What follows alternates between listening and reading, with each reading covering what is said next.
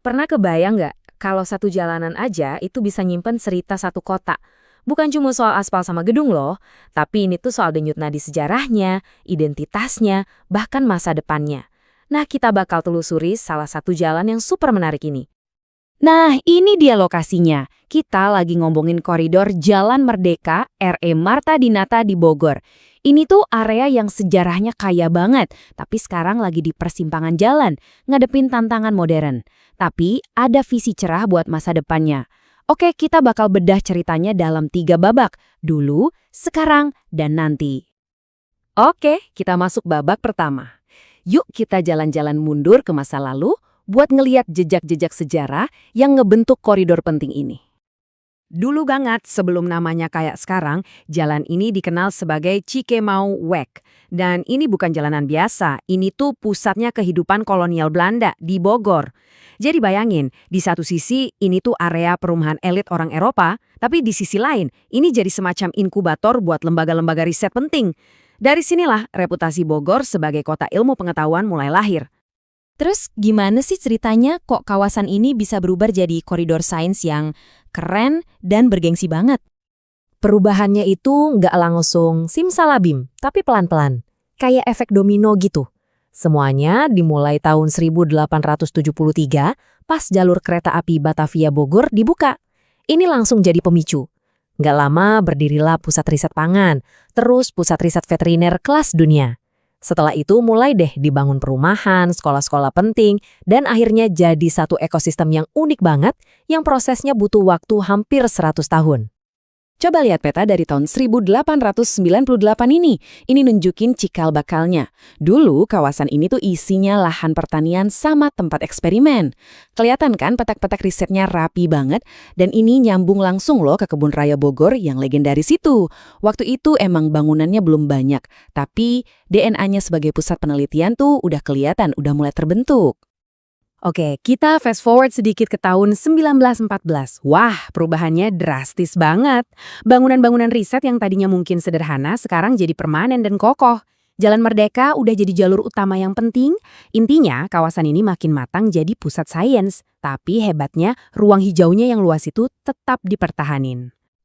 Nah, ini yang keren banget. Foto ini nunjukin gimana sejarah itu terus nyambung sampai sekarang. Di satu sisi, kita lihat Landbouw School alias sekolah pertanian zaman dulu.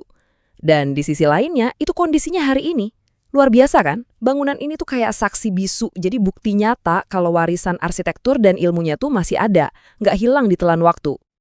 Oke, dari masa lalu yang gemilang tadi, sekarang kita lompat ke masa kini. Nah, disinilah konflik dalam cerita kita dimulai. Ketika koridor bersejarah ini harus berhadapan langsung dengan tantangan-tantangan zaman modern. Ini dia titik krusialnya. Coba bandingin. Di satu sisi kita punya warisan yang harganya tak ternilai, pusat riset yang jadi pelopor, arsitektur yang cantik, suasana yang adem. Tapi di sisi lain, realitanya sekarang apa? Macet parah, tekanan komersial yang bikin karakter aslinya hilang, dan bangunan-bangunan bersejarahnya, ya gitu deh, pelan-pelan mulai nggak keurus. Yuk, kita bedah satu-satu masalahnya. Pertama, macet dan parkir liar itu udah jadi pemandangan tiap hari. Kedua, bangunan cagar budayanya banyak yang rusak nggak terawat. Ketiga, buat pejalan kaki, aduh kayaknya susah banget cari tempat yang nyaman. Potensi wisata sejarahnya juga belum diapa-apain. Dan yang paling bikin khawatir nih, beberapa pusat penelitiannya kan pindah. Ini meninggalin pertanyaan besar. Nasib bangunan-bangunan bersejarah itu gimana ke depannya? Lihat aja foto-foto ini. Ini realita pahitnya. Lalu lintas yang semrawut, jalanan yang rusak. Ini bukan lagi cuma soal teknis atau fungsi. Tapi ini pelan-pelan ngegerus jiwa dan karakter asli dari koridor bersejarah ini. Tapi, di tengah semua masalah ini, ada harapan.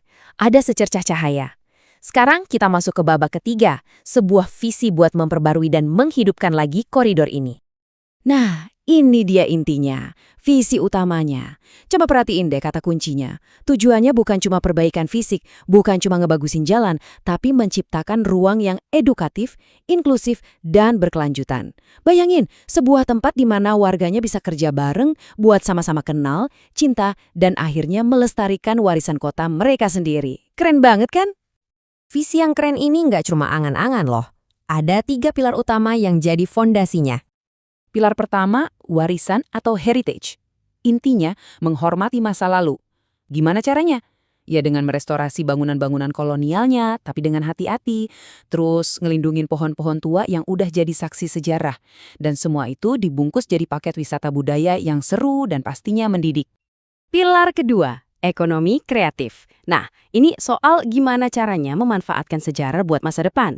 Coba bayangin deh, bangunan-bangunan kuno itu disulap jadi galeri seni atau co-working space yang kreatif. Bisa juga jadi pusat informasi yang ceritain lagi penemuan-penemuan sains hebat yang lahir di sini. Ini cara cerdas buat bikin ekonomi baru yang akarnya kuat banget dari sejarah tempat itu sendiri. Dan pilar ketiga ini penting banget, inklusivitas. Ini soal manusianya. Tujuannya adalah memastikan koridor yang udah keren ini jadi milik semua orang. Caranya, bikin ruang belajar terbuka, ajak warga lokal buat ikut ngelola, dan yang paling penting, pastiin semua orang, siapapun itu, bisa datang, akses, dan nikmatin tempat ini. Oke, kita udah lihat perjalanannya nih, dari masa lalu, tantangan sekarang, sampai visi masa depannya. Jadi kesimpulannya apa? Kenapa sih repot-repot ngurusin jalanan tua kayak gini? Kenapa ini semua penting? Karena pada akhirnya merevitalisasi sebuah jalan itu lebih dari sekedar benerin aspal atau ngecat gedung. Ini tuh soal investasi buat identitas kota. Ini soal menjaga memori, menjaga cerita sebuah kota biar nggak hilang begitu aja, dan yang terpenting, biar generasi setelah kita bisa belajar dan dapat inspirasi dari situ. Cerita dari Bogor ini ngingetin kita semua kalau tiap kota itu pasti punya koridor memorinya sendiri. Nah sekarang giliran Anda. Coba deh pikirin, tempat bersejarah apa di kota Anda yang nyimpen cerita-cerita kayak gini? Yang mungkin sekarang lagi nunggu buat didengerin lagi ceritanya dan dilestarikan.